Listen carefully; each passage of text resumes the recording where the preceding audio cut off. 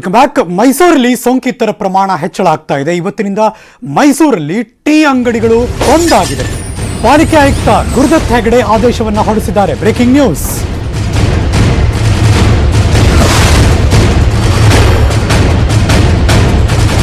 ಇದು ಮೈಸೂರಿನ ನರಸಿಂಹರಾಜ ಕ್ಷೇತ್ರ ಮತ್ತು ಚಾಮರಾಜ ಕ್ಷೇತ್ರ, ಎನ್ಆರ್ ಕ್ಷೇತ್ರ ಅಂತೀವಲ್ಲ ಅದು. ಸೊ ಹಾಗಾಗಿ ಎರಡೂ ಕ್ಷೇತ್ರದ ಕೆಲ ಬಡಾವಣೆಗಳು ಲಾಕ್ ಆಗಿದೆ. ಇವತ್ತಿನಿಂದ 1 ವಾರಗಳ ಕಾಲ ಲಾಕ್ಡೌನ್. ನಾಳೆಯಿಂದ ಕೆಲವು ಕಡೆ ಲಾಕ್ಡೌನ್ ಕೂಡ ಜಾರಿ ಆಗುತ್ತೆ. ಮಂಡಿ ಮೊಹಲ್ಲಾ, ಉದಯಗಿರಿ ನಾಳೆಯಿಂದ ಲಾಕ್ಡೌನ್. ಲಷ್ಕರ್ ಠಾಣೆ ವ್ಯಾಪ್ತಿಯಲ್ಲಿ ನಾಳೆಯಿಂದ ಲಾಕ್ಡೌನ್ ಆಗುತ್ತೆ.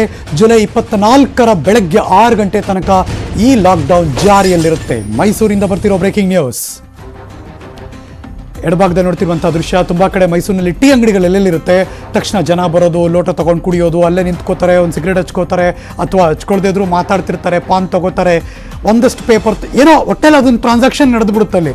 ಸೊ ಅಲ್ಲಿಂದಲೇ ಹೆಚ್ಚು ಕರೋನಾ ಸ್ಪ್ರೆಡ್ ಆಗುವ ಚಾನ್ಸಸ್ ಇದೆ. ಹಾಗಾಗಿ ಮೈಸೂರಿನಲ್ಲಿ ಹಲವಾರು ಏರಿಯಾಗಳಲ್ಲಿ ಕಂಪ್ಲೀಟ್ ಆಗಿ ಟೀ ಅಂಗಡಿಗಳೆಲ್ಲ ಬಂದ್ ಮಾಡಿಸಿದ್ದಾರೆ ಅಲ್ಲಿನ ಆಯುಕ್ತರು. ಅದು ಒಂದು ಭಾಗ. ಮಗದೊಂದು ಕಡೆ ಎನ್ಆರ್ ಕ್ಷೇತ್ರ ಮತ್ತು ಚಾಮುಂಡಿ ಕ್ಷೇತ್ರ ಆ ಭಾಗದಲ್ಲೆಲ್ಲ ಲಾಕ್ಡೌನ್ ಮಾಡಿದ್ದಾರೆ ರಸ್ತೆಗಳನ್ನು 1-2-3 ದಿನ ಕಂಪ್ಲೀಟ್ ಆಗಿ. ಜೊತೆಗೆ ಜುಲೈ 26ನೇ ತಾರೀಕು ಬೆಳಗ್ಗೆ 6 ಗಂಟೆ ತನಕ ಹಲವಾರು ಕ್ಷೇತ್ರದಲ್ಲಿ ನಾಳೆಯಿಂದಲೂ ಕೂಡ ಲಾಕ್ಡೌನ್ ಜಾರಿಯಲ್ಲಿರುತ್ತೆ. ಬಹಳ ಸ್ಫೂರ್ತಿ ಅಂದರೆ ಈ ಅಜ್ಜಿ ಸ್ಟೋರಿ ಹೇಳಲೇಬೇಕು ನಿಮ್ಗೆ ನಾನು.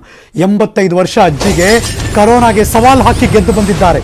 ಆತ್ಮಸ್ಥೈರ್ಯವೇ ಮದ್ದು ಅನ್ನೋದನ್ನ ಸಾರಿ ಹೇಳಿದ್ದಾರೆ ಈ ವೃದ್ಧೆ.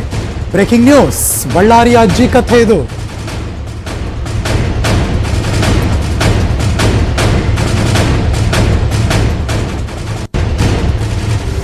ಇವತ್ತು ಜುಲೈ 17ನೇ ತಾರೀಕು. ಜುಲೈ 3ನೇ ತಾರೀಕು ಇವರಿಗೆ ಕರೋನಾ ಬಂತು ಅಂತ ಗೊತ್ತಾಯ್ತು. ಮೊಮ್ಮಗನಿಂದ 85 ವರ್ಷದ ಅಜ್ಜಿಗೆ ಬಂದಿತ್ತು ಈ ಕರೋನಾ. ಜಿಂದಾಲ್ನ ಕೋವಿಡ್ ಆಸ್ಪತ್ರೆಗೆ ದಾಖಲಾದ್ರು ಅಜ್ಜಿ. 11 ದಿನಗಳ ಚಿಕಿತ್ಸೆ ಪಡ್ಕೊಂಡ್ರು. ಅದಾದ್ಮೇಲೆ ಹುಷಾರಾಗಿ ಹೆಂಗ್ ನಿಂತಿದ್ದಾರೆ ನೋಡಿ ಅಜ್ಜಿ. ವಾವ್. ಟಿಬಿ ಬಂದ್ರೆ 6 ತಿಂಗಳು ಬೇಕು, ಕರೋನಾ ಬಂದ್ರೆ ವಾರ ಸಾಕು, ಕರೋನಾ ಬಗ್ಗೆ ಭಯ ಬೇಡ ಅಂತ ಅಜ್ಜಿಯ ಸಂದೇಶ. ಅಜ್ಜಿ ಮಾತಾಡಿದ್ದನ್ನ ನೀವೇ ಕೇಳಿಸ್ಕೊಂಡ್ಬಿಡ್ರಿ. ಶುಕ್ರವಾರ ಕರ್ಕೊಂಡು ಹೋಗಿದ್ರ? 3ನೇ ತಾರೀಕು. ಯಾವತ್ ಕರ್ಕೊಂಬಂದ್ರಮ್ಮ? ನಿನ್ನೆ ಇದಾರೆ. 11 ದಿನ ಅಲ್ಲೇ ಇದ್ರೆ ಆರಾಮ ಬಂದ್ರಮ್ಮ? ಬೈಲ್ಲ.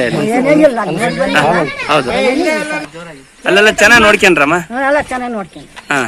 ಎಲ್ಲ ಹೊತ್ತೊತ್ತಿಗೆ ಊಟ ಎಲ್ಲ ಚೆನ್ನಾಗಿ ಕೊಟ್ರ? ಮಾಸ್ಕ್ ಹಾಕಬೇಕು. ಏನೋ ದೊಡ್ಡ ಕಾಯಿಲೆ ಅಲ್ಲ, ಏನು ಭಯ ಪಡಬಾರ್ದು. ದೂರ ನಿಂತ್ಕೊಂಡು ಓಡಾಡಬಹುದು. ಇದಕ್ಕಿಂತ ಇನ್ನೇನು ಬೇಕ್ರಿ. ಅದೊಂದು ಸ್ಫೂರ್ತಿ ಎಲ್ಲ ಯುವಕರಿಗೆ ಮತ್ತು ಎಲ್ಲರಿಗೂ ಕೂಡ. ಅಜ್ಜಿನೇ ಹೀಗೆ ಹೇಳ್ತಿದ್ದಾರೆ ಅಂದಮೇಲೆ ಅರ್ಥ ಮಾಡ್ಕೋಬೇಕು, ಅಟ್ಲೀಸ್ಟ್ ಅದನ್ನು ಫಾಲೋ ಮಾಡಬೇಕು, ಚೆನ್ನಾಗಿರ್ಬೋದು. ಒಂದು ಚಿಕ್ಕ ಬ್ರೇಕ್ ತೊಗೊಂಡ್ಬರ್ತೀನಿ, ಎಲ್ಲೂ ಹೋಗ್ಬೇಕಾಯ್ತಾರೆ.